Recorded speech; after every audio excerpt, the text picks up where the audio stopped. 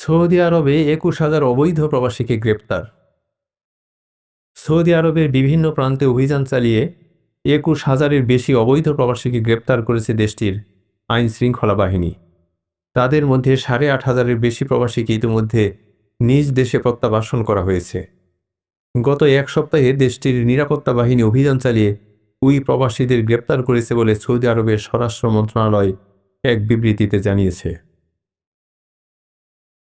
রোববার সৌদির স্বরাষ্ট্র মন্ত্রণালয়ের এক বিবৃতির বরাত দিয়ে এ খবর জানিয়েছে সংযুক্ত আরব আমিরাতের গণমাধ্যম গালফ নিউজ।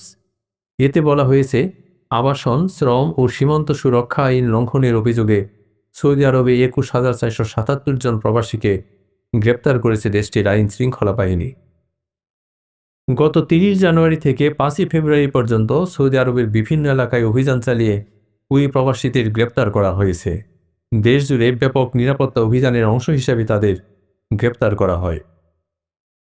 বিবৃতিতে বলা হয়েছে, গ্রেপ্তারকৃতদের মধ্যে আবাসন আইন লঙ্ঘনের ঘটনায় ১৩,৬৩৮ জন, সীমান্ত নিরাপত্তা আইন লঙ্ঘনের দায়ে ৪,৬৬৩ জন এবং শ্রম আইন লঙ্ঘনের দায়ে ৩,১৭৬ জন রয়েছেন। একই সময়ে অবৈধভাবে সীমান্ত পেরিয়ে সৌদি আরবে প্রবেশের চেষ্টার সময় গ্রেপ্তার হয়েছেন ১,৩১৬ জন। তাদের মধ্যে ইথিওপিয়ান ও ইয়ামেনি নাগরিকের সংখ্যা বেশি। গ্রেপ্তারকৃতদের ৫৮% ইথিওপিয়ান, ৪০% ইয়েমেনি এবং অন্যান্য দেশের ২% নাগরিক রয়েছেন। এছাড়া অবৈধ উপায়ে সৌদি আরব ত্যাগের চেষ্টা করায় আরও ৭৭ জন প্রবাসীকে গ্রেপ্তার করা হয়েছে।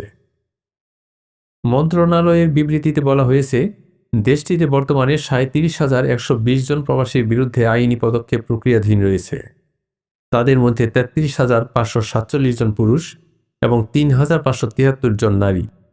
এই প্রবাসীদের প্রত্যাবাসনের পদক্ষেপ প্রক্রিয়াধীন রয়েছে বলে মন্ত্রণালয়ের বিবৃতিতে বলা হয়েছে।